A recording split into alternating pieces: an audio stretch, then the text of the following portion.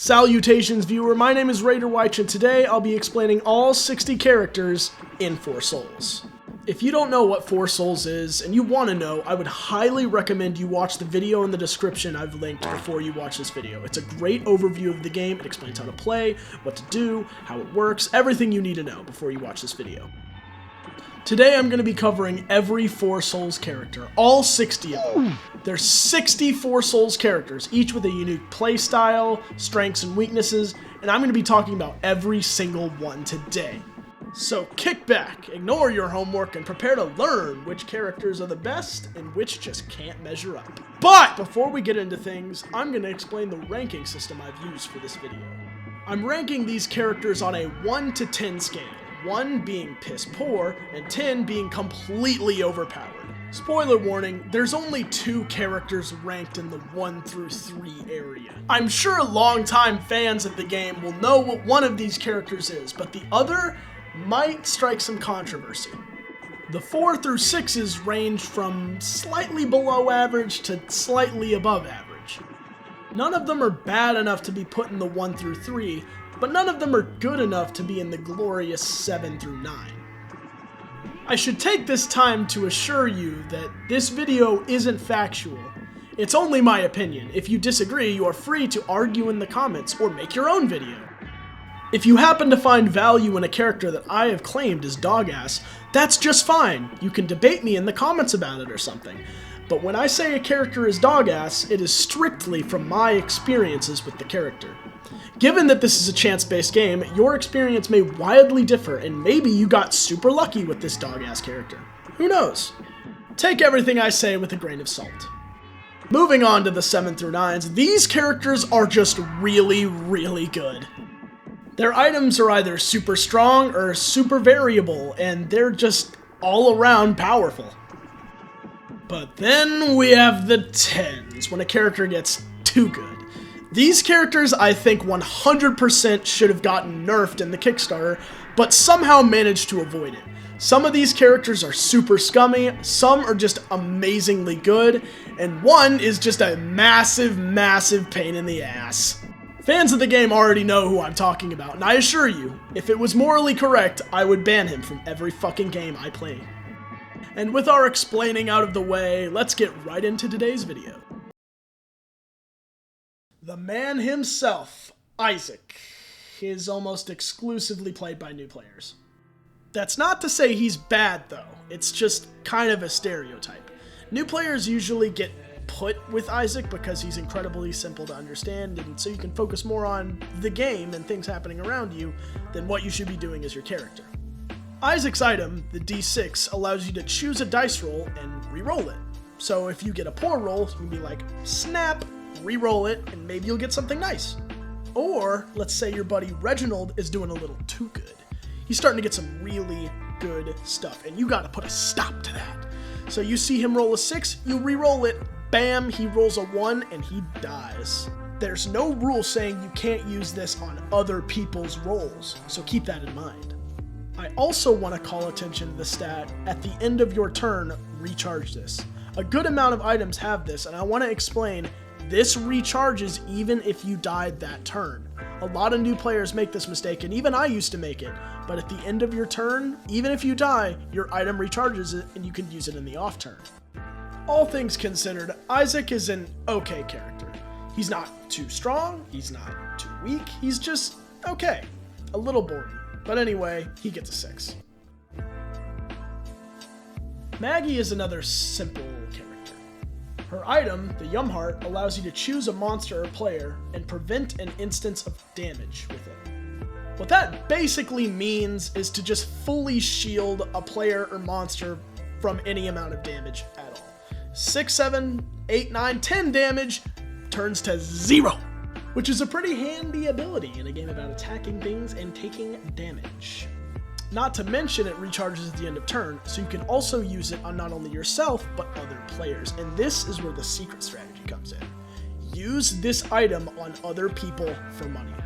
Barter with it, it's super valuable because people do not fucking like to die. Selling uses of your item to other players is always a good strategy, but I'm introducing this concept with Maggie because Maggie herself is simple to understand. In all, I'm going to have to give Maggie another 6 because, again, like many of these early characters, she's average. Pretty good. Oh yes, now we get to talk about something a little more interesting. Kain is really good. Kain is really good for 2 big reasons. The first of which, he goes first. This may seem arbitrary, but going first ensures that on your first turn, no one can react to anything you do. This is because your characters and items start uncharged until your first turn. However, compared to his item, going first is small potatoes. Sleight of Hand allows you to look at the top 5 cards of any deck and put them back in any order. 5 cards. This allows you to stay so ahead of everyone else. With the addition of the room deck, it's just amazing how far ahead you can be from other players. You can tell people these other items for money. You can rearrange treasures so when you buy off the top of the treasure deck, you get exactly what you want. You can rearrange monsters to find one with a good soul and low dice roll. You can manipulate the game so well. There's so many things he can do that I can't even mention because I don't have enough time. Kain is a killer character. And because he's so insane and so useful in so many situations, he gets an easy 8. Judas is a character that is a lot like Isaac, and while some people think he's better, I really don't care. I think they're about the same. Judas's item, the Book of Belial, instead of re-rolling a dice roll, allows you to add or subtract 1 from it, and it recharges the end of turn. There's honestly not much about Judas that I haven't already covered with Isaac, but I will say, if you're playing Judas, look for items or loot cards that require you to roll to get a desired effect. The chance you'll roll what you want when you use Book of Belial is increased by 2/6. That's 1/3 better. Quite handy-dandy, if I don't say so myself. All things considered, he still kind of is a slightly better Isaac. So for that, he gets a 6. Blue Baby's kind of weird. He's a character I feel like should have gotten buffed before the new Kickstarter, but he didn't, so now he's kind of just a worse version of another better character. His item, Forever Alone, this big gimmick, is that it recharges each time you take damage, which sounds kind of cool, but the effects you have to choose from aren't really that good. You can steal 1 cent from a player, which allows you to put someone 1 cent behind and you 1 cent ahead, as if that matters that much. You can look at the top card of a deck, which gives you kind of an upper hand in some situations. It's 1 card, I mean, it's alright. And you can also discard a loot card and then loot 1 as a way to cycle your deck as if you have like a bad loot card, like a penny or just something undesirable. The fact is, these abilities just aren't strong enough, even if you can use them more than once a turn, to be viable at all. Factor in that there's another character down the line that also has an item that activates by taking damage and is way better than this character, and you start to see why people rank this character so low. I wouldn't directly call Blue Baby bad, but I would say he underperforms. And for that, I'm just gonna have to say Blue Baby gets a 5. Eve is not a secret S tier. Shut the hell up. So many people overrate this character to a madness degree, and I have no idea why. Let me explain the Eve strategy for you. Her item, the Curse, allows you to put the top card of a discard on top of its deck. So if a monster gets beaten, or an item gets deleted, or you play a loot card, you can grab it up and slap it back on the top of its deck to do whatever you want with it, really. The problem arises when people think they're fucking Grand Legion Strategist Supreme for playing a good loot card, using the Curse, and then getting the loot card back by earning a loot in any way whatsoever. Here's the issue. What happens when you don't have a good loot card and can't do this intelligent combo? What, are you gonna bring a fucking 2 health, 3 dice roll, 2 cent reward monster back? What are you gonna do? Fucking nothing! Your master plan requires either you or the guy to the right of you to get a really good loot card. And the guy to the right of you has to play it knowing you're Eve and can pick it up. It's mind-boggling. This character has almost no other use than this specific strategy. The one other thing she can do that was added in Requiem is at the start of her turn, she has to put the top card of a deck into discard, which is only there, so if it's a good card, you can use the curse and put it back. They added it because there was not enough opportunities to use the curse, because it fucking sucks. If you really want to look at cards ahead in the deck, just fucking play Kayn, Jesus Christ. I'm not livid because this character's so bad. I'm livid because this character is so overrated. So many people just think that it's a secret top tier. It's not. It's not. Your character's a 4. Fucking deal with it. Woo! Uncle Sam! Samson is super fucking good. Too good, I would say, which is why he earns the honor of this list's first 10. Samson's item, Bloodlust, allows you to choose a player or monster, and they gain +1 attack till the end of turn. For people who haven't played, that doesn't sound super amazing. But here's the thing. In this game, plus attack means you have the amount of dice rolls needed to kill something. Let's say you see a monster with 4 health and a 5 dice roll. That's pretty fucking risky. But if you have 2 attack instead of 1, you hit him twice instead of 4 times, and he's down. Having additional points of attack reduces risk to you immensely, which is why Samson is so incredibly powerful. But it's not the reason he's a 10. The reason he's a 10 is because of that little stat at the bottom. At the end of the turn, this recharges. And you might be thinking, so what? A lot of items have this stat. And yes, they do. But the thing is about Samson, being able to barter with an extra point of attack is quite possibly the best thing to barter with in the game. It is absolutely incredible. And not only that, during the late game, you can give monsters other points of attack. You could do it in the early game too. I wouldn't recommend it, but you could. You can make monsters kill players who would have lived otherwise. The end of turn recharge on Samson just makes him good. In the olden days, he didn't have that, and you had to choose whether you wanted to use it for yourself, or to use it for a friend and get some money, some dough, or use it to kill someone. Now, there's no choice. You get the best of both worlds for free. If that's not an easy 10, I cannot tell you what is. Lazarus is wicked powerful, all because of one strategy he has that, unlike Eve's, actually works, that I like to call the Prison Badass. So the game begins. You got your loot cards, you got your money, you're ready to play, and you see a big motherfucker on the field. Now, as a prison badass, you need to beat the shit out of him. And here's what's gonna happen. He's either gonna clock you and put you in your place, or you're gonna beat him. Here's the thing.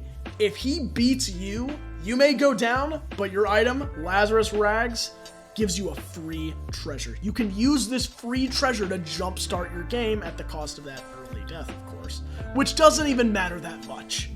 If you happen to beat the monster, you get his rewards and also get a head start. It's a win-win either way, and that's why Lazarus is incredibly good. However, there is one other reason Lazarus is super good. His item, of course, when you die, gives you an item, like a sorry you died present. And since the death penalty requires you to give up an item each time you die, it softens the blow of the death penalty. This makes it to where you can almost never run dry of items because every time you die, you'll get a new one. In some cases, when playing against Lazarus, it might be beneficial to keep him from dying. I remember one game, a Lazarus player at our table was super pissed off because we wouldn't let him die. We continually ran out of our way to save him. He kept getting madder and madder and madder. It was a fantastic game. Anyway, back on track. Lazarus is a fantastic character and easily earns the 9 he gets. I hope you like being hated, because if you pick Lilith, You will be. Jokes aside, Lilith is a super strong character that allows you to dig through players' hands and swap cards with them. The fact that there are so few ways to even look at players' hands in this game already defines her as a really strong character. The issue is, nobody will like you.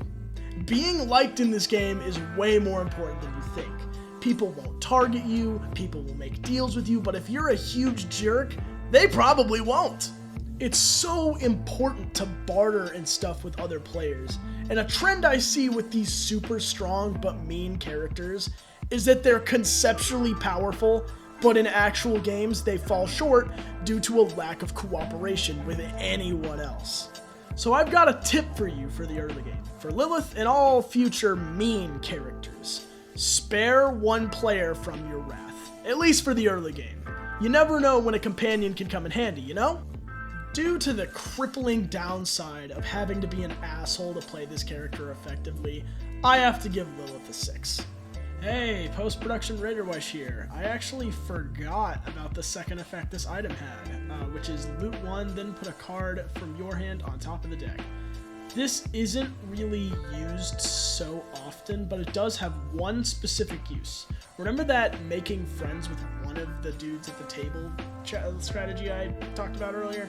You can use it to give them good loot cards. If you really want to be buddy-buddy with someone, you can give them a pretty good loot card and make a friend. And that's it, let's move on. Forgotten is a pretty swaggy character.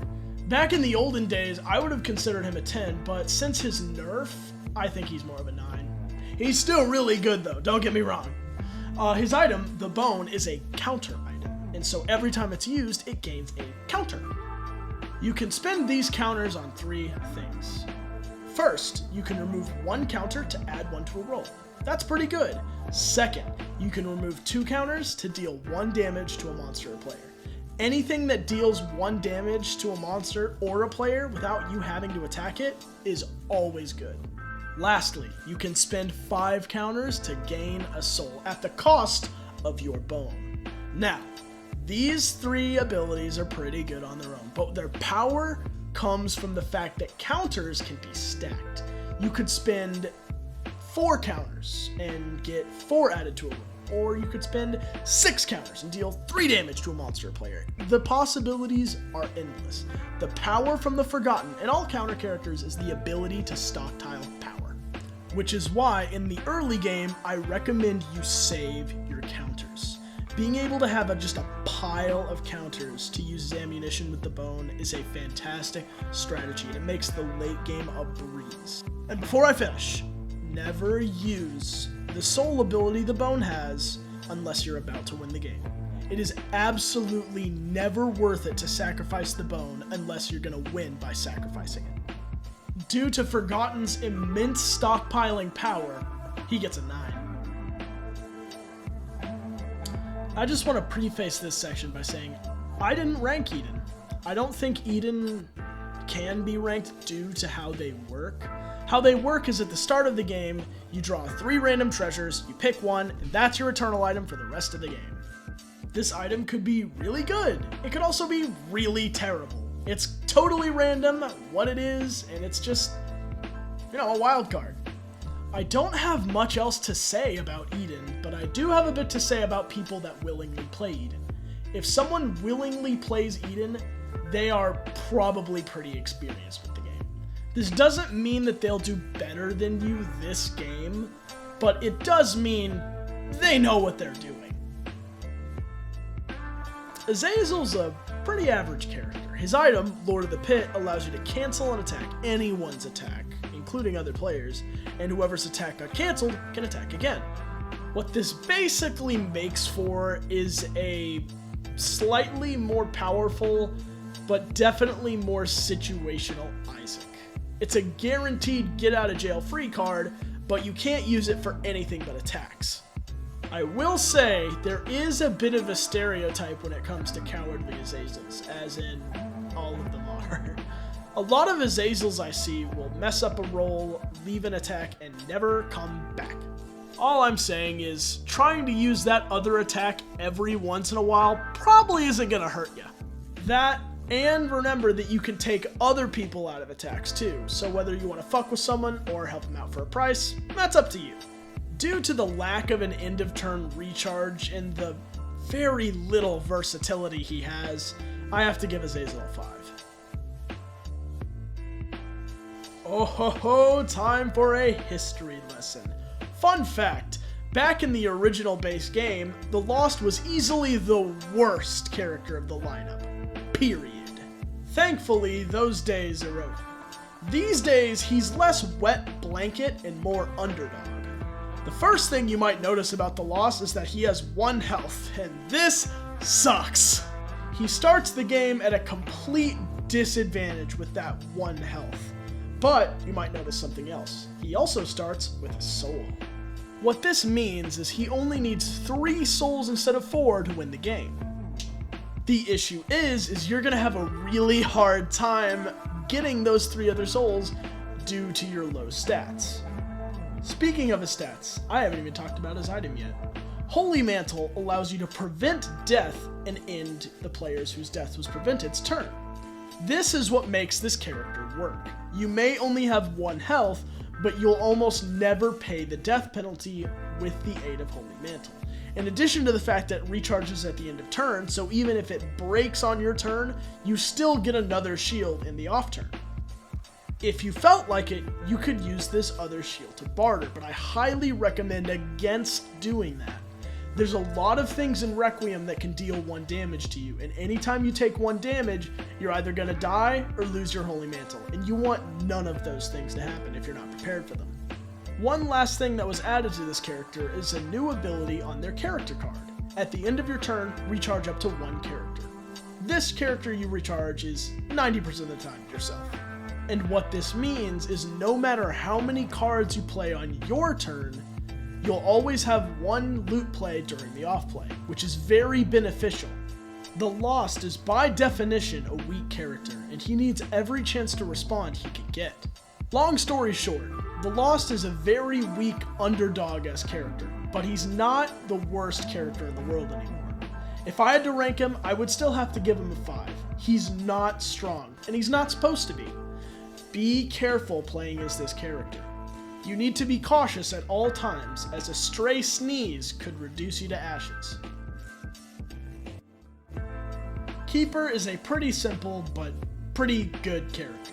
His item, Wooden Nickel, allows you to choose a player and then roll. That player gains sense equal to the result. Now, you're usually just going to be choosing yourself, as why would you want anyone else to have more money? Bad idea. The thing that's so good about this character is he turns money into a passive income. Like loot, every turn you get loot, and with Keeper, every turn you get money, which you can use to buy items, or if it's in the game, save for Soul of Greed. There really isn't that much to this character other than his ability to quickly amass money and thus items. So I'm just going to leave him with a 7 and move along.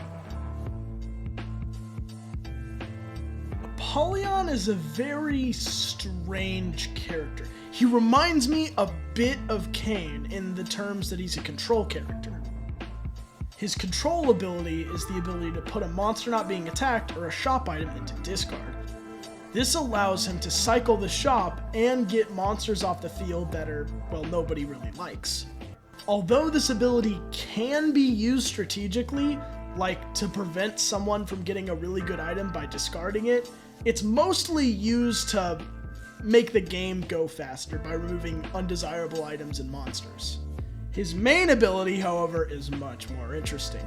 It allows you to discard your hand and then loot equal to the number of cards you discarded. What this allows you to do is if you have just a hand that's just no good, nothing of use, you can throw it away and draw a whole new hand. This can be very beneficial, but sometimes you don't want to throw away your whole hand. Sometimes with this character, you need to take a risk, throw away your whole hand, and hope to the Lord you get some better options. It's okay to sacrifice a few good loot cards when you do this, just make sure they're not too good. This ability is best used when your hand is 90% trash. If you've got 1 gold bar and 5 Oscar the Grouches in your hand, you might want to play the gold bar and sacrifice the rest, you know what I mean?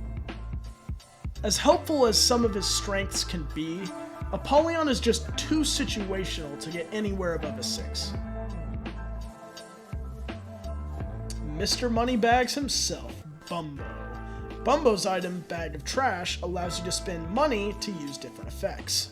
Each one of these effects is super powerful in their own right. First off, he can pay 3 cents to play an additional loot card this turn. I cannot stress this enough. This single ability made me move him up from a 6 to a 7, spoiler alert. The reason is because being able to pay to respond at any time as long as you have 3 cents is incredibly powerful. If you get a Butterbean as this character, I highly recommend you save it, and you save 3 cents. So if anyone tries to mess with you in the off turn and you don't have a loot play, bam, 3 cents, Butterbean, defended. His next ability is also really nice. Pay 4 cents to loot 1. This is really nice. It allows you to spend money to get more loot cards. Being able to buy loot cards is pretty handy, let's be real. As useful as it is, however, I find you'll be using this the least of the 3 abilities. Buying more loot cards is usually not necessary unless you're super low, so this is more of a, oh shit, I'm out of loot cards, better spend some money kind of deal. Bumbo's final ability is to pay 6 cents and deal 1 damage to a monster or player. I already went over why dealing 1 damage without starting attack is a super powerful move, but it's less powerful with this character due to the fact that you have to spend 6 cents if you want to use it. Don't get me wrong, it's good, but this is more of a last resort thing. Or, if you have piles and piles and piles of money, you can use it to nuke things. Hey, do what you want. An important thing to remember is this character, do not buy useless items. Remember that you need to have a stack of money saved up for, your crazy attacks and all this shit, but a useless item only sets you back as this character. Money is ammo, remember that. The big strength about Bumbo is still definitely the ability to respond at any time as long as he has 3 cents, but his other abilities are still super solid as long as you have the coin to pay for him. I give Bumbo a 7. Dark Judas is going to be another easy character to talk about because there's not really a strategy for him. His item, Dark Arts, does 2 things. Each time a player rolls a 6, you gain 2 cents. And each time another player dies, you loot 1. What this means is as long as you're paying attention to the game, you'll have a near constant stream of income. Just because there's no real strategy with Dark Judas doesn't mean he's bad. In fact, back in the olden days, he used to be the best character in the game by a wide margin, solely because he used to gain 3 cents and loot 2. Which doesn't sound all that huge, but trust me, it was at the time. Nowadays, Dark Judas is just pretty good. He's definitely above average, but he's not super broken like he used to be. I give Dark Judas a 7. Oh, whoop-de-doo. Haha, character I really don't like. Guppy just happens to be the perfect blend of 2 attributes I do not enjoy characters having in this game. Being overpowered and being boring. Guppy's item, Infestation, does 1 thing, and 1 thing only. You loot 2, and then you discard 1 loot card. Not from the 2 you looted, from your hand. Although if you really wanted to, you could discard 1 from the 2 you looted. Just cuz.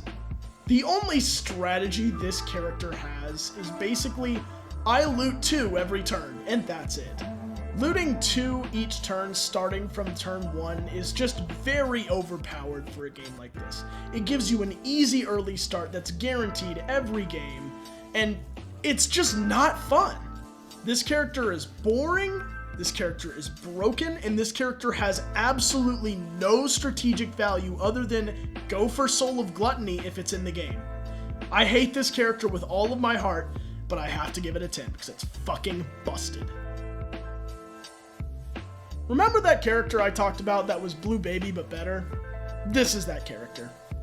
Instead of being an active item that recharges with damage, Gimpy is a passive item that activates when it takes damage, so it's basically the same thing. Just like Blue Baby, you have 3 abilities to choose from, and a lot of them are similar to Blue Baby's, but better. The first is the option to gain 2 cents. This is just a better version of Blue Baby's Steal 1 cent in most cases. I would recommend using this if you get hit in the off turn, because hey, 2 cents, who can turn that down, right? Her next ability is also similar to Blue Baby's, loot 1 and then discard a loot card. Fun fact, this ability is actually a direct upgrade to Blue Baby's loot ability. While Blue Baby's discards a loot card and then loots 1, meaning if you get a shit loot card from the one you draw, you can't discard it. This character draws a card and then discards 1, meaning you can discard the card you just drew. The final nail in the coffin for Blue Baby, however, is her third ability. Gain 2 attack till the end of turn. Holy shit! Having 3 attack is just completely insane, and being able to have it from the get-go if you take damage is wicked powerful. This is going to be the effect you're going to be using the most. This character is not without its flaws, however.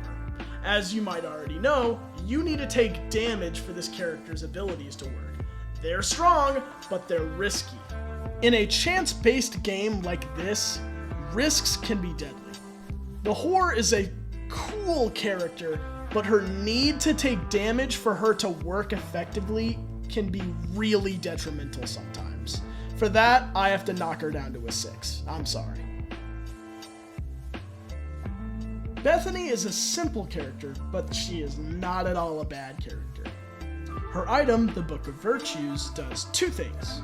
The first, each time you deal combat damage, you roll, and if you roll a 5 or a 6, you deal 1 damage to a monster or player. This is really useful. For each time you deal damage, you have a 1/3 chance to deal an additional point of damage to whatever you like. You can use this extra damage to attack the monster you're already attacking, attack another monster and maybe whittle it down and kill it on the same turn, or even give a player a run for their money. This ability is pretty strong on its own, but in addition to that, she has a secondary ability. Each time you kill a monster, you choose another player. You and that player you chose each loot 1.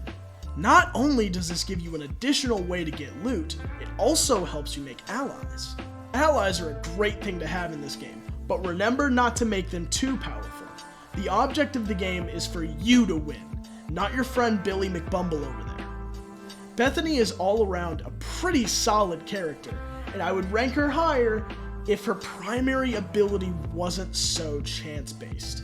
It just isn't very consistent, and that is her undoing in the long run. She's still a good character. I still rank her as a 6. She's above average, but she falls short in that chance department. The first thing you'll notice about Jacob and Esau is hot diggity damn, that's a lot of words. And that's okay. I will decipher this ancient text for you. What this item basically says is if it's your turn, you can use sibling rivalry and force another player to tag along on an attack you make. They make an attack roll after you make an attack roll, and if they survive, they also get the rewards. It also allows you to do the opposite, tag onto someone else's attack roll. If your friend over there is attacking a big monster with a big reward, you can say, "Hey, I went in on that, see?" and jump in. The main benefit for forcing another player to attack a monster with you is that they will also whittle it down with you. It makes things so much easier. But remember, if your unwilling participant survives, they'll gain a copy of the rewards.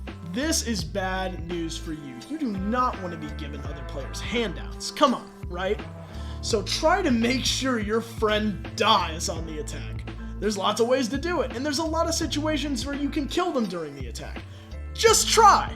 Despite the fact that they're cancer in the actual video game, Jacob and Esau are quite good in the card game. Their ability is powerful, but not too strong. It certainly has its limits, and for that, I'm gonna have to give Jacob and Esau a 7. The Broken. A lot of people hate this character, myself included. If you read the description of Spin Down Dice, which is destroy an item. If it was controlled by a player, they may steal an item from the shop. At the end of your turn, roll 4 through 6, recharge this. Reading this, it seems incredibly obvious what the game wants you to do with this character. I'll give you 3 guesses. Is it A, reroll your own items into better items from the shop? B, be nice to everyone and never cause problems? Or C, reroll every single good item anyone else gets? If you guessed C, congratulations! That's the right fucking answer. A lot of people hate this character because of this strategy that is heavily encouraged. But while yes, you can do that, I would also suggest you do use the spin down dice for your own items, specifically trinkets. If you didn't know, trinkets technically count as items. If you amass trinkets and play them, you can use spin down dice to re-roll them into items. Most items are better than trinkets by design, so you should be hunting trinkets to transform them into items for yourself. I don't have much else to say about this character other than he's kinda douchey by design, but I will say he is extremely powerful and thus gets an 8. But just so you know, like 90% of the people who pick this character willingly are douchebags. Just don't expect them to be dicks. They're dicks. They're all dicks. I don't care. The Dauntless is a bit of a weird character, but she is not that. Her whole deal is her item, Hypercoagulation, slowly lets you build health. She starts at 1 in every single turn. Hypercoagulation gets a counter. For every counter you have 1 extra health. You'll continue to gain health until you hit 3 counters, and once you do, at the end of your turn, your health bubble pops and you get 3 loot, but you're left at 1 health until the start of your next turn. While you have 1 health, you are incredibly weak, so you need to be prepared for this moment. Other players will take note of your weakened state and they will try to harass you, so be aware. To help during this time, you have your 3 loot that you gain from the bubble popping. If you can, you should try and use this extra loot to defend yourself while you're weak. I should also touch on how advantageous the extra health is. You can get up to a maximum of 4 health with this character until the bubble pops, which can be insanely helpful. Most monsters have an attack of either 1 or 2, so it won't be a huge issue. You won't see a lot of 3 or 4 attack monsters out there. You can use your bonus health to do a lot of different things. You can use it to tank hits, you can use it to pay for certain items and loot cards. The possibilities are endless. The Dauntless is a tanky, loot-based character, which is a weird combo, but it's a weird combo that works. This character gets a 7 out of 10. She's not super insane, but she is super fun to play. The Hoarder, I feel, is kind of like a noob trap character. New players will see his item, Bag of Crafting, see that you can sacrifice 4 loot to create a free treasure, and think, wowee, this is the greatest character in the game! But the reality is, he's really situational. Let me touch on why real quick. His item says you can discard a loot card to put a counter on this, and then if you remove 4 counters from this, you gain a treasure. New players will see this and think to themselves, 4 loot equals 1 treasure, and always go for this 1 treasure. The secret to playing the Hoarder effectively is to not think like this. Don't always go for this 1 treasure. Instead, you need to see this 1 treasure as a bonus for finding 4 bad loot cards. If you find a bad loot card like a penny, it's totally justified to turn it into a counter. Eventually, you'll have enough loot cards to make an item, and that'll be great, but you need to play passively as this character instead of actively going for this free treasure. One other tip I have for this character: if you only have 1 loot and you die, I would recommend you turn that 1 loot into a counter before you die, so instead of paying the death penalty and that loot going to waste, you get a counter, 1/4 of a treasure. That's about it for this character. His more passive playstyle and overall weak ability sadly nets him a 5, but don't let that stop you from having fun with him. Ooh, I finally get to talk about the Deceiver. The Deceiver is the loot master.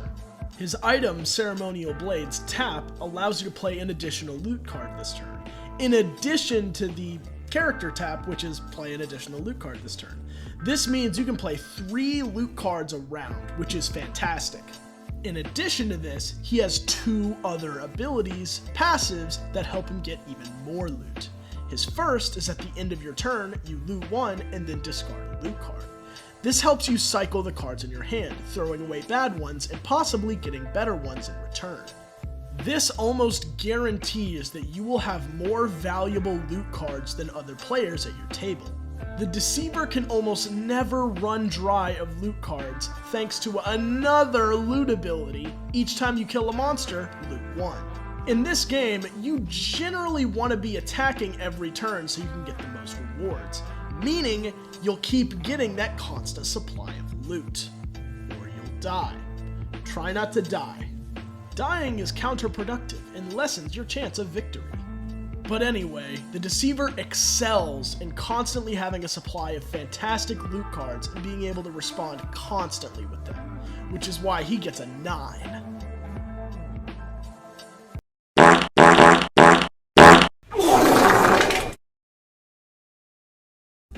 Okay, just kidding. The Soiled is actually a really strong character, despite the meme. His item, IBS, works a bit like Bumbo's Bag of Trash in that it needs something to work, and that something, instead of money, is loot cards. I would actually argue that using loot cards as currency is way more effective than using money as currency, because money you can only get through attacking monsters, trading in items, but you get a loot card every turn guaranteed. So why'd I rank this character as an 8? Well, let's look at what abilities he can spend loot cards to do. The first of these is to spend a loot card and gain 3 cents. This is amazing as it basically turns all 1 cent, 2 cent, and 3 cent loot cards into fuel specifically for this item. As this character, I would highly recommend you never ever use 1 cent, 2 cent, or 3 cent loot cards, because you could just use your item and not waste a loot play. Next is the ability to cancel your attack on a monster. This is also amazing. Anytime you lose a fight with a monster and you're just about to die, instead of paying the full death penalty, you can pay 1 loot card and get off almost scot-free. The final ability this card has is amazing. With it, you can cancel any activated, paid, or loot effect at the cost of 2 loot cards. This allows you to stop and control other players' actions, which in the late game is incredibly important. If you're doing well, people will intentionally try and trip you up, and by sacrificing 2 loot, you can put a stop to that. This character's 3 abilities are insanely powerful, but I do have a warning. Try not to run out of loot cards as this character. You always need to be on the lookout for more loot cards, as if you don't have any ammo to use, you may fall short. Even with this downside in mind, the Soiled is still crazy strong and well deserving of the 8 he gets. The Curdled is a character that just makes me really sad. The moment this character was revealed, everyone who knew how the game worked knew she wasn't good, and people advocated for her to get buffs. But buffs she never got, and we're stuck with this interesting, but really not ideal character. The first thing you'll notice is that the Curdled is a counter character, and counter characters are inherently good at stockpiling power. You'll also notice what her item, Sumptorium, does is remove 2 counters from this, and a monster gains -1 dice roll till the end of turn. This, on its own, is really good. Making a monster easier to hit might be the best stat decrease you could affect it with. Add in the fact that you can stack this and basically turn a 5 dice roll monster into a 2 dice roll weakling. This sounds really good. What's wrong with this character? The issue with this character is how you gain counters, taking damage. Each time you take damage, you put 1 counter on the item. This means it's really hard to amass the counters to nuke a monster like I previously described. To be effective with this character, you need to take damage. But you can't die too much, because if you die too much, you'll fall behind and you'll lose. But if you don't take enough damage, you won't have enough counters to do anything with your item. The ideal scenario for this character to be in is to never ever use Sumptorium until you see a Mega Boss, i.e. a boss with 2 souls. Spend all your counters nuking it, kill it, and gain 2 souls, and hope you can get the other 2 on your own. Other than that previously mentioned niche, the Curdled really isn't that strong. So sadly, she's getting put into the 4 category. One thing to note about the Savage is how fast he can win games sometimes. His item, Berserk, allows you to attack an additional time on your turn. Being able to attack twice a turn and potentially kill 2 monsters instead of 1 can be super powerful if you're lucky enough to win both attacks. To help win these attacks, he also has another ability. Each time you kill a monster, you gain 1 health till the end of turn. This is super helpful, as if you go your full first attack without taking damage, you can start your second with 3 health, or if you took 1 damage during your first, you can get back up to 2 for your second attack. Despite all of this, as this character to be effective, you need to be good at attacking, and in a game where attacking is almost purely luck-based, you need to go for good attack items. Stuff like damage ups, health ups, things that lower dice roll, anything is a massive help to this character. In the right situations, this character can sweep games. I once played a game with a Savage that got a damage up, a health up, and he won in 3 turns. Amazing game for him. For me, it sucked because I got my ass whooped. The point I'm trying to make here is, as strong and crazy as the Savage can potentially be, at the end of the day, he is still a very chance-based character. Something you'll notice about the 8s, 9s, and 10s is that there's almost no chance involved in what they do. A strong ability that's almost guaranteed to happen is almost always better than a strong ability that might happen. As much fun as the Savage can be, because of this discrepancy, I have to rank him at a 6. Alright, maybe this one is just me, but I hardly ever see anyone talk about the Benighted. I honestly couldn't tell you why, but it might be because he's a little bit similar to the Forgotten. They're both counter characters, and both of them have a 2 counter ability that deals damage to things. I mean, that is pretty similar. The big difference between the Benighted and the Forgotten, other than the fact that the Benighted can't get a soul by sacrificing his item, is his first ability. The first ability Hemo has is that you can remove a counter and lower a monster's attack down to 1. This is exclusively used when you don't want to get one-shot by a big monster. This ability is kinda niche, but I can't say it's not useful. What you're really going to be saving for is his second ability. His second ability states that you must remove 2 counters and deal up to 1 damage to 2 monsters or players. This is super good. Being able to blast something with 1 damage and then hit something else with another 1 damage is always a huge plus. Factor in that you can do this for just 2 counters and you have a pretty powerful character. The one issue with the Benighted, however, is this second ability is kind of what drives him. He doesn't really use the primary ability that much, so you have a powerful but not very versatile character. Just because he isn't versatile doesn't mean he's bad. In fact, he's great, he's an 8, but he's missing that little bit of variety that could get him to a 9. No shame in it, but the Benighted is an 8. The Enigma is a character a lot of people seem to think is really bad. While I do think he's flawed, I don't think I'd put him in like the super bad tier. The Enigma works like this. Each time you die after you pay penalties, you flip and recharge your character card, discard your hand, and loot 3. First, let's talk about the discard your hand part, because this is why people tend to stay away from the Enigma. Losing every loot card you have each time you die is not a good thing. However, in games where you're starved for loot cards, this can actually be a good thing. Let's move on to the main plus of this character, the actual flip mechanic.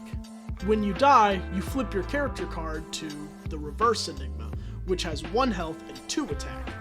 I don't think I have to tell you how powerful but risky having 1 health and 2 attack is. The 1 health 2 attack form is rather situational, but hey, 2 attack is 2 attack, and if you can get it and use it effectively, you're golden. Flip's real strength comes from the fact that when you die, not only does your card flip, but it recharges. Think about this. When you die, you instantly get a chance to respawn with one of 3 random loot cards. The random part hurts it just a bit, but the Enigma remains the only character in the game with a post-mortem response. This niche but powerful ability is the main reason to me why I don't think he's actually horrible. I think the Enigma is a niche, occasionally powerful character, and for this, I think I'm gonna give him a 5. The Capricious is a very strange character. I actually initially thought about giving them the same ranking Eden had, as in unrankable, but I went against it once I decided that this character's ability is actually pretty powerful. The item works like this. At both the start and end of your turn, you can choose a shop item and Glitch basically becomes this item. What this basically means is Glitch will always have the abilities of the best shop item in the shop. In addition to this, their character card has a secondary ability it can be used for. Put a shop item into discard. So not only does Glitch control the current best shop item, it also allows you to control the shop by throwing away shit doo-doo cards. When you dumb it down like this, the Capricious is a very simple but pretty powerful character. Other than some obvious tips like try to expand the amount of items in the shop, or you can use your discard shop item to throw away good items so people can't get them, I don't really have any other tips for this character. The Capricious is a strange character, but their ability comes up pretty often, so I'm gonna have to give him a 7. Ah, great, the Baleful. The Eric Cartman of Four Souls. Nobody likes this character. Unless you're a spite-filled asshole and hate everyone around you, no one likes playing this character, which is really sad because I love him in the actual game. Like in the game, the Baleful is a weak piece of shit, but unlike in the game, he has a special ability that forces other players to do his bidding. This special ability is Soul Bond, which states each time you die, choose another player, and that player dies. In addition to this, you don't lose synths or discard loot cards when paying the death penalty, making the death penalty easy for you and tough shit for them. If you have no items and die, the only thing you sacrifice is a loot play if you had it. With this in mind, the main strategy as this character is to play like a lazy chode. Hey you, do what I want or I'll kill you when I die. That's what you'll be saying every fucking game as this character. But even with this incredibly annoying, super quote-unquote powerful ability, this character still isn't very good. He has 1 health. How good can a 1 health character be? To offset his horrible survivability, his character card also has another ability. While you control 1 or 2 souls, you have +1 attack. If you control 3 souls, you have +2 attack instead, which is actually kinda cool.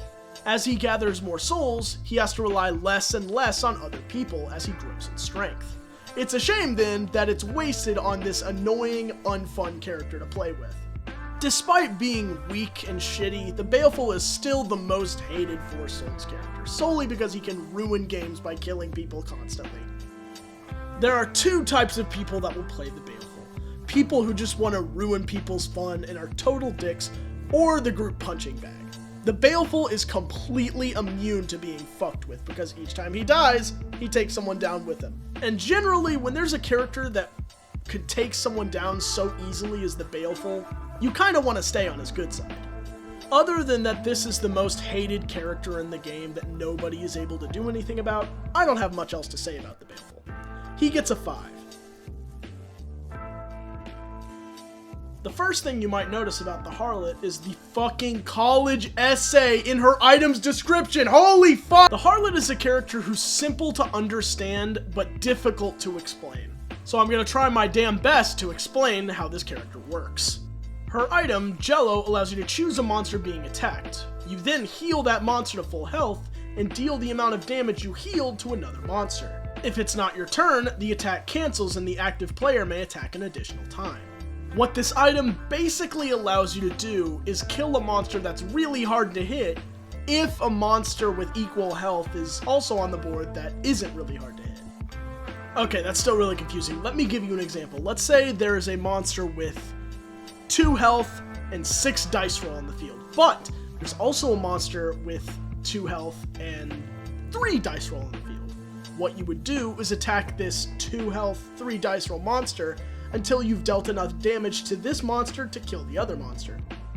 You then use your item, and however much damage you dealt to the initial attacked monster, you heal it back and deal that amount of damage to another monster. This is really confusing to explain, but I swear once you get it, you'll get it, and it's pretty easy to understand. And just a by the way, the only reason that the attack again if it's not your turn deal is on this card is so you can't screw players out of attacks. Make no mistake, you almost never want to use Jello for someone else due to how powerful it can be. The best way I could explain the Harlot to someone is a character that's only effective if X, Y, and Z align. But if X, Y, and Z align, she's really, really effective. Due to the immense power she can occasionally hold, the Harlot gets a 7. As fun as the Miser looks to play, in practice he's honestly not as good as his non-tainted counterpart. I'm gonna get the most enticing thing about the Miser out of the way real quick. Shop items you purchase cost 3 cents less. This is really nice because, 3 cent discount permanently? Hell yeah! It's nice having a perma discount, but the thing is, his item used to collect money isn't really that good. When you use Keeper's Bargain, each other player may choose to gain 1 cent. You then gain 1 cent plus 1 cent for everyone who chose to gain a cent. This seems fine and dandy until you realize in a 4-player game, the maximum amount of money you can get is 4 cents. Add to this that your item is completely reliant on other people and helps them in the process, and you have a few issues with this character. Of course, it's nice to have 7-cent shop items, but in all, the Miser is really just a slightly worse, more gimmicky version of the Keeper. It's a real bummer because I love the Miser's design and he's a blast in the video game, but here he's really just outclassed by the Keeper in a lot of ways. Just because I'm dogging on him doesn't mean he's bad. He still gets a 6, he's just a bit of a letdown. The Empty starts a bit slow, but eventually will snowball into an absolute unit of a character. The Empty's item, Abyss, allows you to destroy an item that you control, and if you do, you put a counter on the Abyss. You have 1 plus damage for every 2 counters on this. The Abyss allows you to get permanent, unremovable damage buffs, which is absolutely nuts. To be fair, however, sacrificing items is a steep price to pay, but I have a trick for you. If you're about to die and only have 1 item, sacrifice it with Abyss. You don't lose counters, so why waste an item? Factor in that trinkets do count as items, and you have a lot of food you can give Abyss to make yourself more powerful. Keep in mind that even plus 1 damage will have the amount of attacks you need to kill any monster. Something I notice about the Empty is if a game goes on for a long time, he almost always wins. He's constantly building power, and honestly, if he gets up to 3 attack, everyone else is totally done for. The only issue with the Empty I see is he's poor early game, but that doesn't really matter when you have such a powerful late game. Like, seriously, this is the only early game bad, late game good character I really think is good. For that, you know the Empty's gotta get a 9. The Fettered is an absolutely amazing defensive powerhouse. Let's talk about what makes this character so beastly. His item, Dead Weight, has 3 abilities. The The first of which, you take no combat damage on attack rolls of 1. This completely prevents you from epic failing, which is amazing. Not taking damage on any roll is always great because it widens the margin of error, but 1 specifically is incredible because there are no monsters that you can deal damage to on an attack roll of 1. His active ability, though, is what really makes his character, and it also requires a little bit of explaining. It states, cancel the triggered ability of a monster or non-eternal item. What this basically means is an item that is triggered by something to do something. For example, I'm going to use Dad's Lost Coin. Each time a player would roll a 1, you may force that player to re-roll it. Rolling a 1 would trigger Dad's Lost Coin, and if you wanted to, you could use your item to cancel that triggered effect. This is already pretty powerful, as no other item in the game can do something like this. But add in the fact that it works on monsters, and you've got a crazy powerful item. Let's take a look at Envy for a second. 2, 5, 1, alright, but it also says when this dies, the active player must make an additional attack. If you're playing as this character, you could cancel that and not have to make that other attack. The icing on the cake to this amazing character has to be at the end of turn this recharges though. Not only do you get to use these crazy abilities for yourself, you can use them to defend yourself in the off turn, which is amazing. For all the crazy high tier defensive abilities the Fetard has, he easily takes the 9. Another god tier character. The Zealot is a crazy strong character with a relatively simple ability. Her item, Lemegeton, says this: once used, you gain a treasure, but the next time your turn ends, you destroy an item you control. Notice how it says an item and not the treasure you gained. What you can use Lemegeton for is to cycle through treasures until you find good ones. What you're basically going to be doing is constantly conjuring treasures and throwing out the worst one you have each time you have to destroy one. Factor in that trinkets count as items and can be destroyed instead of normal items, and you have a very powerful ability. Other than that the Zealot is just the treasure goddess, I actually don't have that much to say about her other than that. What I can say is she's the third 9 in a row we've got. Woohoo! Why? Why do you suck so much ass? The Deserter is a character I really wish was better. I wish he was more creative. I wish he was cooler to play. I wish there was an actual strategy with this character, but there isn't any. He's just not good. I'll start with his item, Anima Sola. It's a flip item. What you do is you flip it and reveal the Revenant, a super cool looking card that sucks. The Revenant is basically a summonable monster that you or your friends can attack. It has 2, 3, 2, which is kinda risky, but not really. The main thing about this guy is that it doesn't take up an attack to attack him. If you beat him, you get another attack and you loot 2. When the Revenant dies, he's flipped back to Anima Sola, where its controller loots 1. So if you, as the Deserter, kill the Revenant, you get to loot 3, which is of course really good, but this is the only strategy this character has. Maybe at the start of the game, you'll have 7 loot, and maybe you'll fucking die. That's it! That's the turn 1 strategy. Attack your little man and hope you win, and you'll start the game with a big loot bonus. This character just needed something else, man. I was hyped. This is my main in the video game. I'm not crazy. I just fucking like this character. All he needed was one little sub ability to be cool. Maybe if you turned him over or beat him enough times, you could do a little burst of damage like he does in the video game or something. But he's just so bland and boring. He's not that bad. He's just very underperforming for what I expected. He gets a 4, but you could have been better, man. You know it. I think longtime fans of the series knew that this was going to be one of the 2 shit-ass characters. Fun fact, the fans actually voted on this character to be in the game. They said, fuck it, out of all the possibilities, I just want another Isaac in the game, because I have no fucking brain to speak of. This character is so fucking boring! And not only is he boring, he's bad. Never play this guy, but let's talk about him. Flash Isaac's item, the Classic Roller, allows you to choose a dice roll. Its controller re-rolls it, but instead rolls 2 dice. Then they choose another player, and that player chooses which dice is the one that they get. Now, relying on other people to choose your rolls for you is kind of dangerous, so I have this special tip for Flash Isaac players out there. Before each match of 4 Souls, if you're feeling like playing Flash Isaac, check under the table for any boners. If you see a boner in your direction, you should play him and exclusively choose that guy. No one will fucking choose the right roles for you, ever. Why would they? Why would they help you? You have nothing to offer them.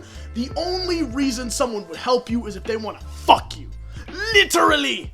Flash Isaac is such an asinine idea for a character that it feels more like a slap in the face than an actual character. Have you ever met any motherfucker who says, my favorite character is Flash Isaac? Fuck no! Flash Isaac is just a worse, more boring, more annoying version of Isaac. And Isaac is already a pretty boring character. How could you get more boring? But guess what? They pulled it off. They made Flash Isaac the most boring motherfucker you'll ever see. God damn it! Folks, I hate this character so very much. So they get the very first 3 of the night. Thank you, ladies and gentlemen. Ash is the king of the early game. The big reason for this, of course, is that his item, Ball of Tumors, prevents you from paying the death penalty until you die 6 times. Let me explain how. This item's a bit weird. It starts at a level 6. Each time Ash dies, it levels down. The more levels it has, the more special abilities it has, meaning you start the game with a plethora of fun tricks. Some of these are downright broken. For example, when you have more than 4 levels, at the end of your turn, you discard a loot card and loot 2. This is obviously really fucking good! In addition to this, if you have more than 2 levels on your item, you can also play an additional loot card on your turn, meaning you can save your bonus loot play for the off turn, which is pretty damn handy. Now you might be thinking to yourself, oh, this character's so overpowered, there's no way it's not a 10, it must be a 9 even. Is it a 9? Nope, it's not. This fucker's an 8 because he has one big problem. You may have access to this live system and all these abilities if you keep these lives, but everyone at your table is going to be doing everything to make you lose your lives. Everything. You having your lives is incredibly dangerous, because it gives you the best head start in the game. Ash is 100% the greatest early game character in this game, and it's not even close. Even with all this unwanted attention, you still don't pay the death penalty until you die 6 times, which is definitely worthy of an 8 here. This might upset some people, but I firmly believe that Steven is, without a doubt, the worst character in this game. Now, I've heard some arguments to say he's not that bad, but he is. He is, and I'm just about to tell you why. Give me a second. Let's start off with Steven's item, Little Steven. It says, each time a monster or player dies, put a counter on this. So it's a counter character, right? Alright, let's see what it says next. Remove 10 counters from this to take an extra turn after this one. 10. 10 counters. Not only is an extra turn really not worth 10 counters, people can butterbean this. People can cancel this. People can wait until you have enough counters, use it and say, oh, no, and waste your 10 counters. And this happens a lot. But some people argue that this is not the main gimmick of the character. They actually think it's his tap. And Steven does have a different tap, but it's not a good tap. Let's see what it does. It says you may play up to X additional loot cards this turn, where X is the number of souls you control. And this is what gets into the main issue with this character. On turn 1, you have no extra loot play. You have basically no usable eternal item. All you have to get that first soul is 1 loot play.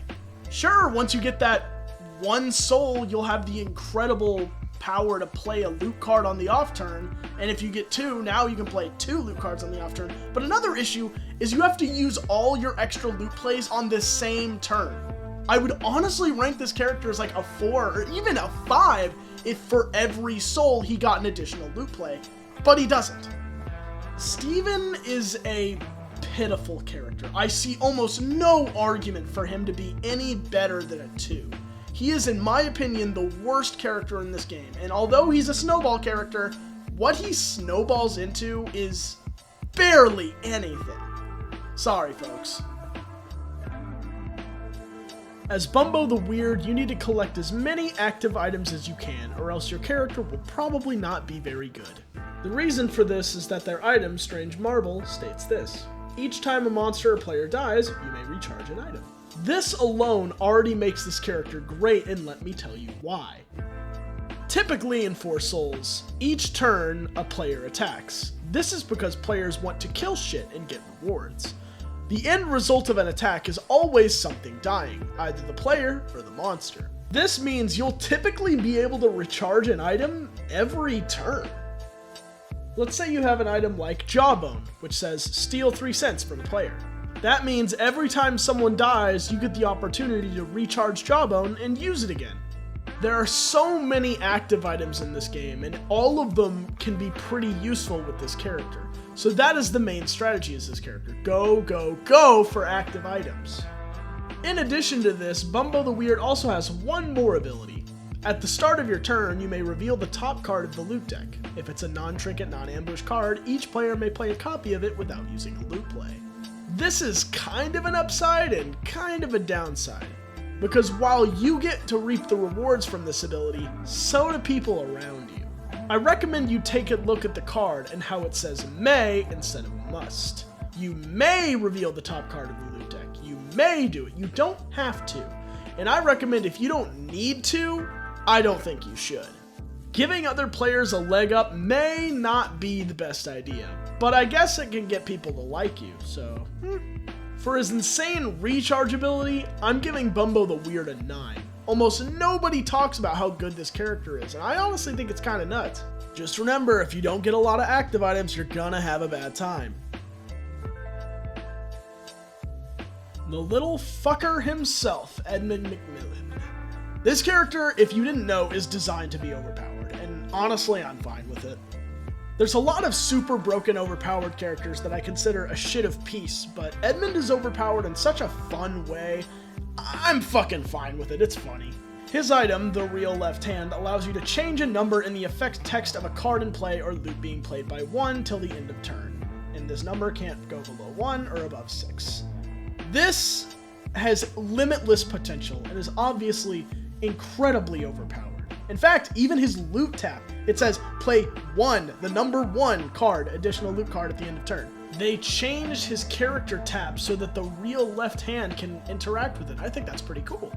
And there's a lot of really cool shit Edmund can do because he is limitlessly overpowered. This character is an obvious 10, but unlike other characters who I think should get nerfed, I think Edmund's just fine where he is. Let the creator have an overpowered card, huh? Abe is a character with the ability to control other players' items. At the start of your turn, you can use Possession to recharge all of another player's items. You can then control these items as if they were yours, but at the end of the turn, the player you possessed gets to loot too as payment for getting their shit jacked. Abe is weird because Possession is really not a strong item to use in the early game due to the fact it gives other players 2 loot, but in the late game it can be pretty powerful. The weird part about this character is how effective he is relies on other players getting good active items, which is a really weird thing to rely on. Something to note about Possession, when you possess someone at the end of your turn, their items don't recharge, so you can waste their item charges and just kind of screw them over. Abe's abilities can be really powerful in the late game, but due to their lack of an early game presence, Abe amounts to almost about a 6. People who aren't well versed in Four Souls won't think of much when looking at Baba. All they see is a character that can copy the eternal abilities of other characters, and it's just like, oh, it's kind of like a gimmick character. But Baba is no gimmick. Before I tell you as to why, let's actually talk about that gimmick part of the character, Is You, and how it's actually incredibly effective. At the start of your turn, Is You takes the abilities of another eternal item at the table of your choice, and it loses these abilities at the start of your next turn, so you can choose again. This doesn't seem like much, but what it guarantees is that Baba will have the best eternal item for the current situation at the table at all times. This is clearly pretty good, but one copy ability does not a good character make, which is why we need to look at Baba's character tap. Baba's character tap says this: choose another player. They reveal their hand. Choose a non-trinket, non-ambush loot card in their hand. Until the end of the turn, you may play a copy of it without using a loot play. Not only does Baba have the ability to reveal powerful loot cards that other players might have, they can also play a copy of those cards, so they can get a little bonus, an added effect, if you will. The only downside Baba might have is that you can only play a copy of these cards. You can't actually play them and remove them from the other guy's hand. But honestly, with abilities like these, does it really matter what it can't do? Everything has limits, but Baba's is barely even there. Baba's lack of an off-turn loot play is almost completely made up by its character tap being so useful. For all these interesting abilities, I'm gonna have to give Baba a 9. Crazy good character and crazy undervalued. Blind Johnny is the most evil Four Souls character. I mean, just looking at his art, you can tell he's one scary motherfucker, and then you start to read and it gets even scarier. Before I talk about the upside of Johnny, I'm going to talk about the downside, his character tap, which is choose a player, they give you a loot card. This is not good because Johnny does not have an off-turn loot play. This is really bad. This character tap is solely meant to limit Johnny because his item is so incredibly strong. Johnny is only able to play one loot card a round on his turn. This sounds really bad, almost like he can't recover from it, but this motherfucker can. Let's talk about Johnny's knives. Johnny's knives on its own are a pretty simple and unassuming item. You use it and you deal 1 damage to a monster player. This is pretty good, but there's that second stat that lets you know you gotta use it a certain way. Each time another player dies, recharge this. This means what you should do as this character is sit and wait. Watch other people attack, and the second they take a fucking instant damage, hold that motherfucker for ransom. If they don't pay, kill their ass and you get it back. You are evil. Johnny excels at bullying other people into submission. He's really fucking good at it, at the cost of being less responsive. Despite the fact you have some really good negotiating power with the next time you take damage, I will fucking kill you, he can't respond well due to his lack of a loot play. Johnny's a bit weird because I think his power kind of varies. At his max, he can get to about an 8, but on bad games where he just isn't the luckiest motherfucker, he can get all the way down to like a 4. It's risk and reward. He's not average despite the fact I'm ranking him as a 6. He's just really, really variable. Just remember, as this character, be a dick. Embrace it. Be the fucking evil Megamind supervillain that ruins everyone's day. Hold nothing back and take no prisoners. Fucking kill people, and you will succeed. Blue Archer is a pretty simple character, but he's also a really goddamn good character. His item, Bow and Arrow, does this. Put a bounty counter on a monster. Monsters affected by the bounty counter follow these rules. Monsters with a bounty counter on them have -1 dice roll, and each time a monster with a bounty counter on it dies, Blue Archer gains 3 cents. Now, I think I've already mentioned how insanely powerful lowering a monster's dice roll can be. It makes them easier to hit and heightens your chance of success, which is fucking fantastic. The thing that makes Blue Archer's dice roll lowering good and the Curdled's shit is that Blue Archer can do it every fucking turn. Every monster that comes his way is automatically easier to kill with Bow and Arrow. And in addition to that, when they die, you get 3 cents. This 3 synths is more of a fun bonus, but it's still great. Blue Archer's an easy 8 because he's powerful and just all around a fantastic character. Whoa, hey kids! Wanna work on my Friday Night Funkin' mod? Funkin' Dunkin' 48! We found the Discord logs on your Fat Fetish server! We know about the miners! Come out with your hands up! You'll never take me treasure!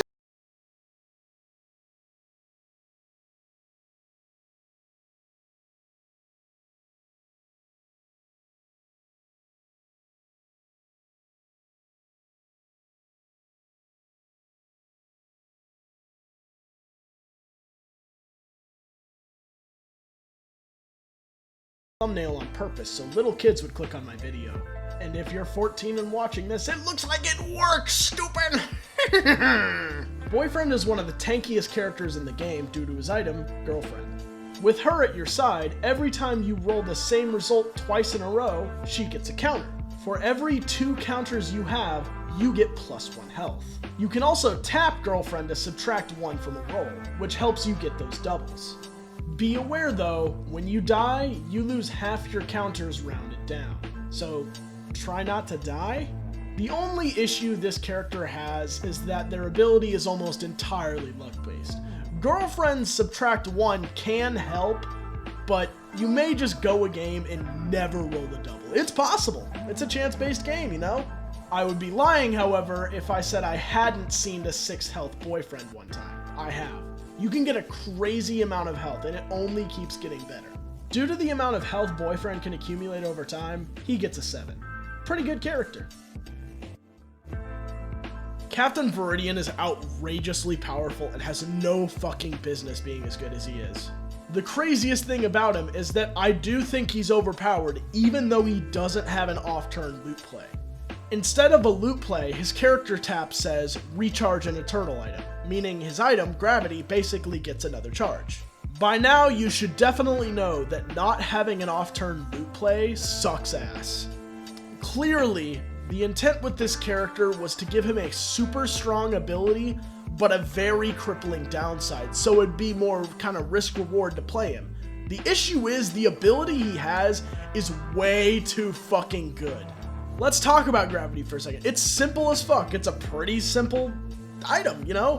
It just says flip a dice roll, which basically means a 1 becomes a 6, a 2 becomes a 5, and a 3 becomes a 4, and vice versa. Now, as simple as this seems, I'm gonna dumb it down to make sure you really get this. What this item does is turn a bad roll into a good roll, or a good roll into a bad roll. This on its own is really fucking powerful. You're guaranteed to turn a bad roll into a good roll. If you epic fail, you can flip it. Now you got a 6 and you're guaranteed to hit. If your guy next to you rolls really good, I actually think the guy next to me needs to die. You use your item and he fucking dies because he turned his 5 into a 2. It's crazy good. Honestly, if you still think this is inconsequential, look at Alt Godhead. It's the same fucking ability. You give a character Alt Godhead to start off with. Really? Alright. Having the abilities of Alt Godhead is not the problem. What the problem is the fact not only does he have an end of turn recharge, his character tap recharges his item. Do you see the issue? He gets to use Alt Godhead 3 times around. 3 times around. That is, and you don't see a problem with this. This character should not have had that end of turn recharge. If they took the end of turn recharge off this character, I think that effect of really strong but with big weakness character would be achieved. But Captain Viridian doesn't fucking really need the other loot play. He can just use Gravity aggressively and fuck over other players. I've seen it. It works. It works really fucking well, and it's infuriating. If anyone threatens you in any way, it doesn't matter that you don't have an off-turn response. Just bully them with Gravity, or threaten to. They'll wise up real fucking quick. They won't fucking touch ya. Obviously, Captain Viridian gets a 10. He has the best dice roll modifier in the game, and it's not even close, with a downside that doesn't really matter much for him. Fuck this character. He needs a nerf.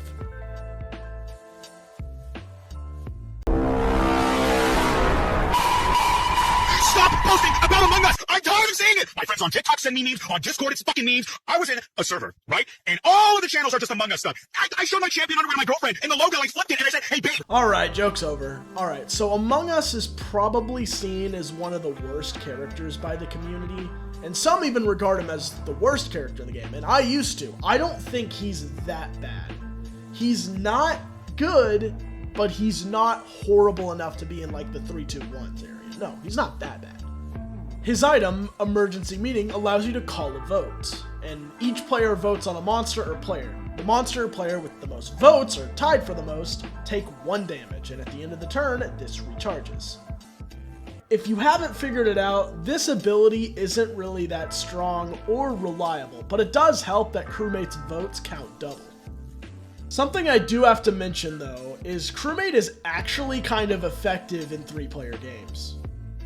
With only 2 players to vote against you, you'll always at least come out in a tie and get to do 1 damage to something, which is, better than not. In normal games though, you're usually gonna have to bribe someone to vote on your side, because, dealing 1 damage to you instead of what you want is pretty goddamn funny, and people will try to do it a lot. This character can be useful in the late game if he's not in the lead, because you can unite players against another player or a monster that's really dangerous. If you're in the lead as this character, 1, how the fuck did you do that? And 2, everyone will vote for you when you use this item. So at that point, I hope you have something stronger than Emergency Meeting to carry you through. A side note that usually doesn't come into play, his passive, while voting you may vote an additional time, works on anything that requires voting. You can tip the odds in your favor if cards like this, or this, or this come into play, but odds are they probably won't. But if they do, good for you. You get to do something special. At the end of the day, nothing can really change that crewmate is a meme character, and meme characters aren't really that good, but they are fucking funny. Just be sure to say lots of Among Us jokes and references. I'm sure you'll be the talk of the town with that. Crewmate gets a 4. He's funny. Splunky Guy is a fantastic combination of top-tier versatility and incredible power. Guy Spelunky comes equipped with the Spelunking Pack, a counter item that starts with 3 counters. Every time you kill a monster, you gain 2 counters, and you can spend these counters on 3 different things. Each of these abilities costs only 1 counter to use, so already things are looking good for this character. What you'll mostly be using is the first ability, add 1 to your roll. Each counter can add 1 to a roll, so say you roll a 1 and you're like, I really wanted to roll a 4 instead. 1, 2, 3, add 3 counters, and bam, your roll's a 4. Just because of how easy it is to gain counters, this ability alone makes this character absolutely fantastic, but we still have 2 more to go over. First, you can remove a counter to gain 3 cents. This allows you to buy shop items, get money. It's just getting money. It's useful. If you have 3 counters at the start of the game, and you start with 3 cents at the start of the game, you can cash in your 3 counters for 9 cents and instantly buy an item if you want to. The last ability Spelunking Pack has is to put a shop item into discard. This is alright, it allows you to cycle the shop, you can throw away items other players want so they can't get them. It's the least used ability here, but it's still useful. In conclusion, Splunky Guy is crazy strong. He has a good set of abilities, one is clearly better than the other, but it doesn't even matter because they're all useful. Splunky Guy gets an easy 10.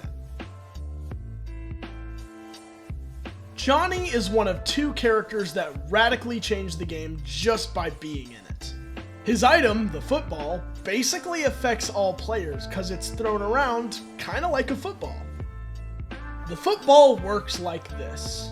When your turn ends and you control the football, each other player loots 2. However, by using the football, you throw it to another player and roll. If you roll a 1 through a 4, each player loots 1. If you roll a 5 through a 6, you discard 2 loot cards, and then each character who controls a character named Johnny loots 2.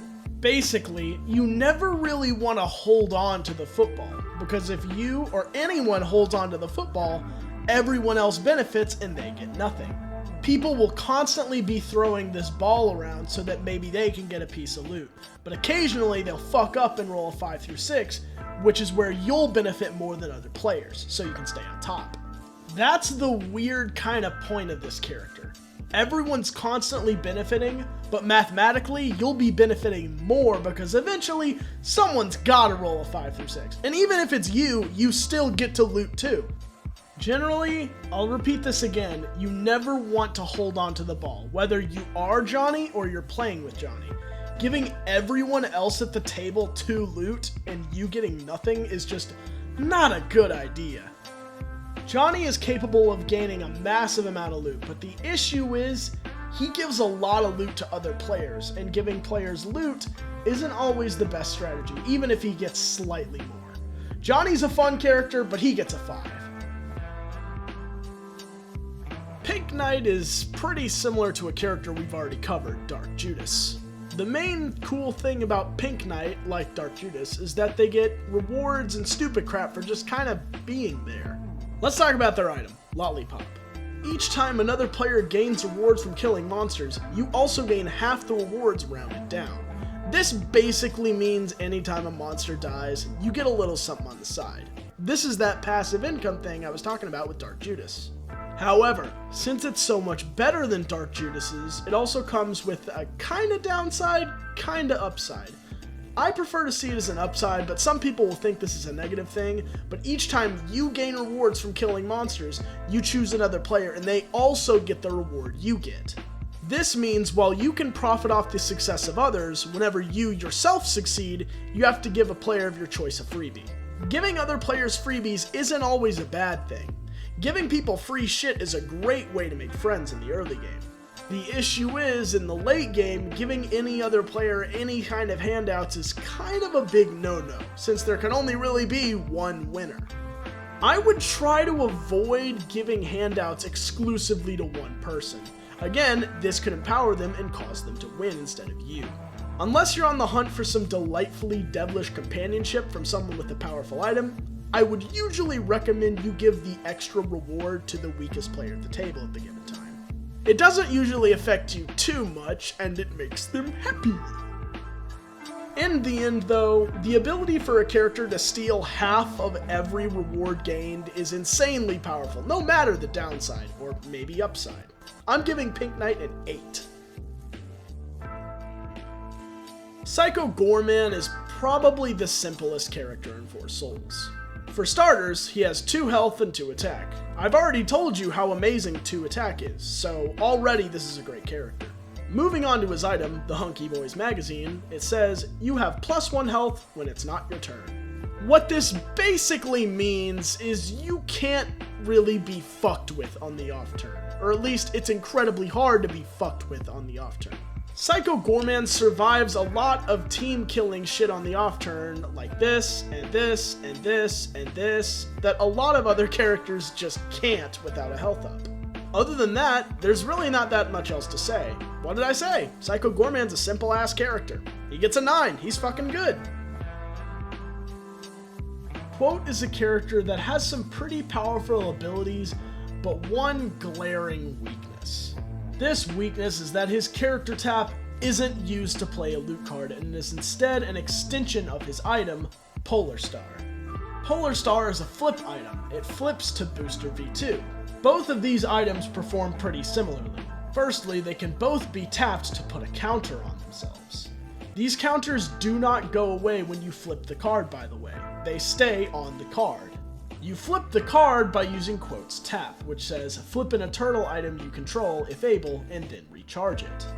Using this in tandem with the begin of turn recharge, and the choose one put a counter on this tap both sides of the card have, allows you to amass a lot of counters very quickly. You can spend these counters on different things depending on what side of the item you're looking at. With Polar Star, you can add a bunch of counters to deal more damage.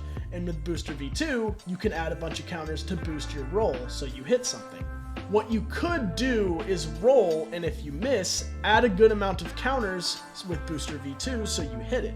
Then, use the character tap to flip it, add a good amount of counters with Polar Star to deal a lot of damage and kill the thing. It's no secret that Quote is absolutely amazing at attacking, but his undoing comes again from the fact that he doesn't have an off-turn loot play. You are very, very susceptible to people fucking with you and trying to screw you over. It's bad.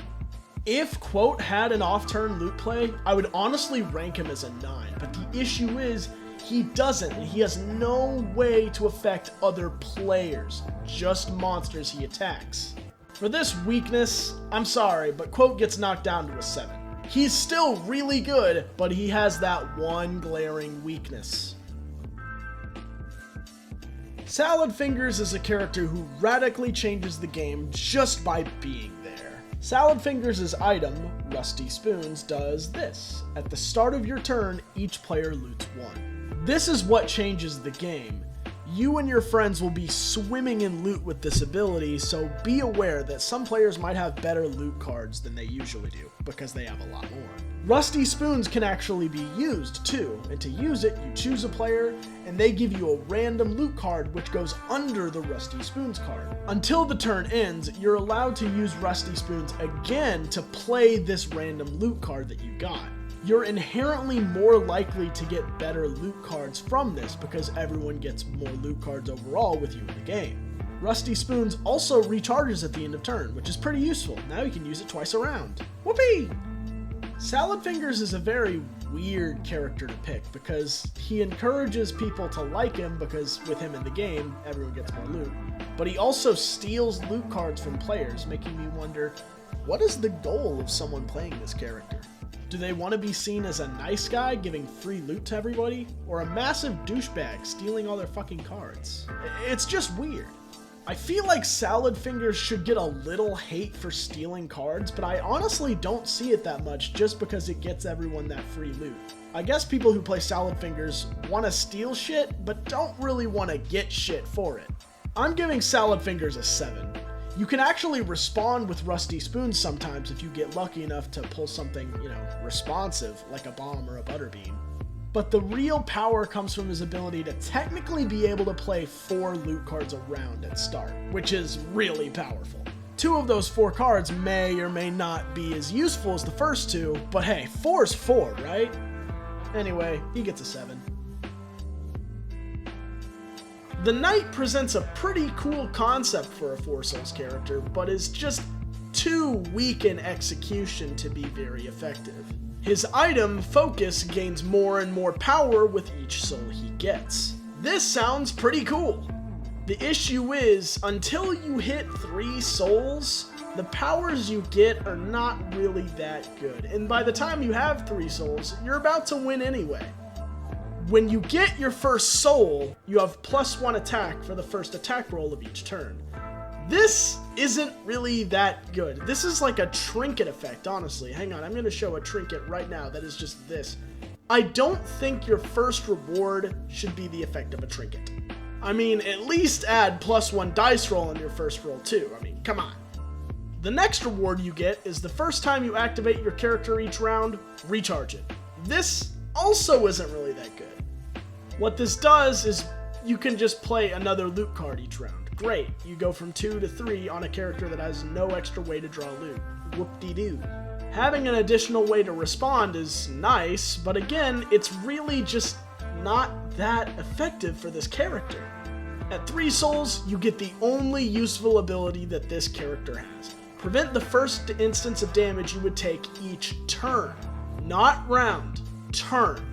This means you are almost immune to being fucked with on the off turn unless some other player has a way to deal damage to you twice. This is the best part of this character.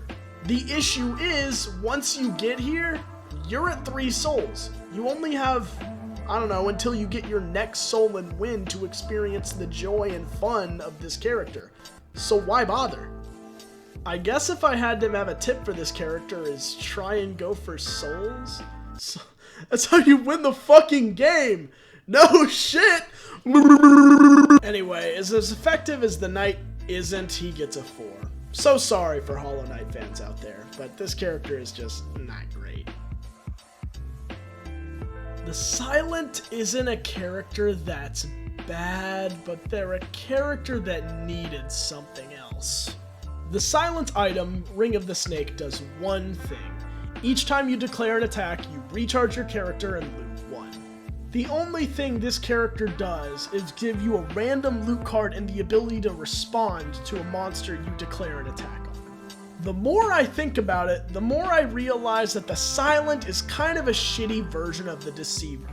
They both get a loot during the attack phase, except the Deceiver can get more in other ways, and the getting to play a loot card if you've already used your character tap when you attack a monster seems irrelevant when the Deceiver can just play another off-turn loot play.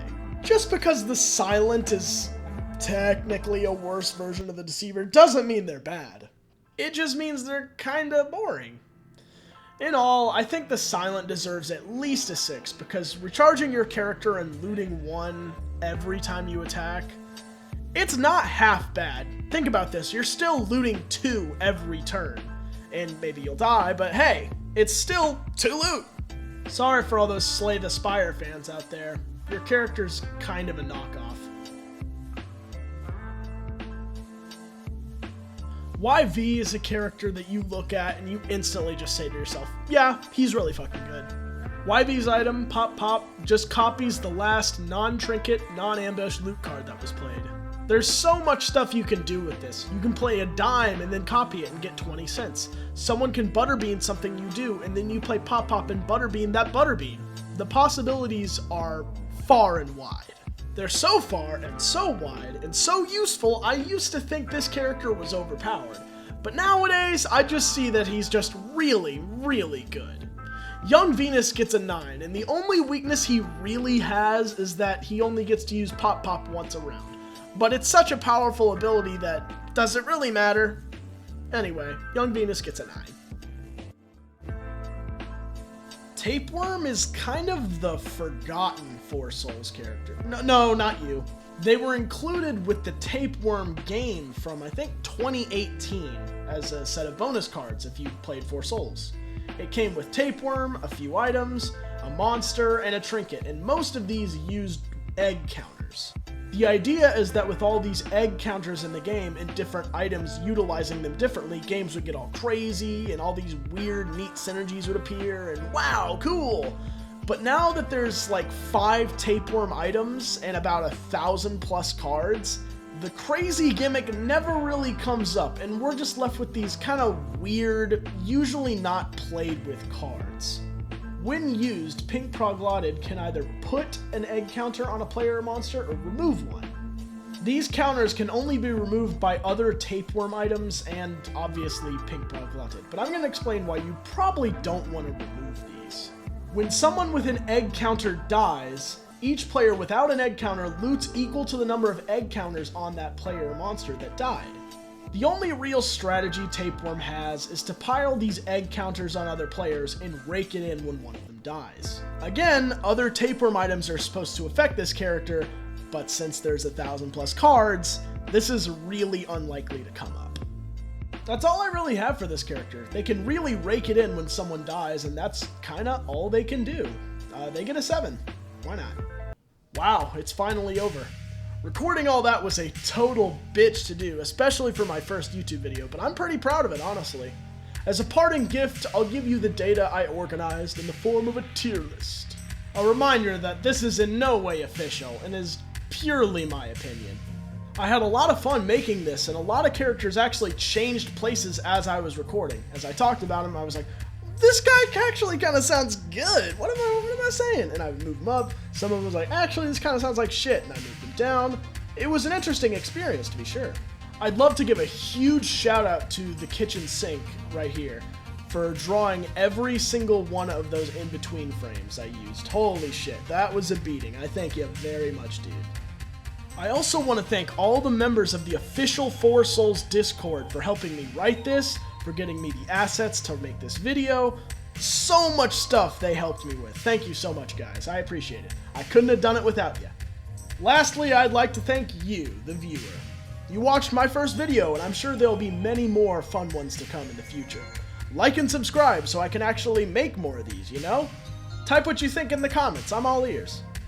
Well, I think that's just about it for today. I'm gonna go make a sandwich. You take care. Oh, and don't forget to don't forget to subscribe to my Twitter.